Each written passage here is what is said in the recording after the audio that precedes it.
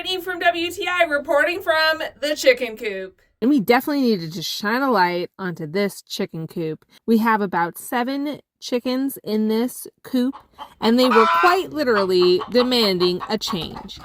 So we decided to get a solar motion detector light by HULPPRE.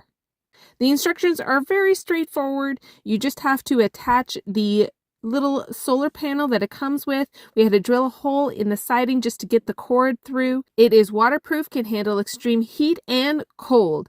It is adjustable, so you just tighten the knobs on each side to get it at the angle that you desire. And then on the inside, it's just easy to just run the line. We use a few U-shaped nail tacks, and then we just installed a hook in the center and put up the light. You then just connect the 2 pieces together and just make sure that the wire isn't hanging down. It has a button on the side you can turn on and you can switch mode. Now that it's on, you can control it with a remote. You can change the hues of the light. You can increase and decrease its brightness. It's got motion detecting spheres on each side, and the remote allows you to change from 5 different modes. Mode 4 turns off even during the daytime and will turn back on with motion.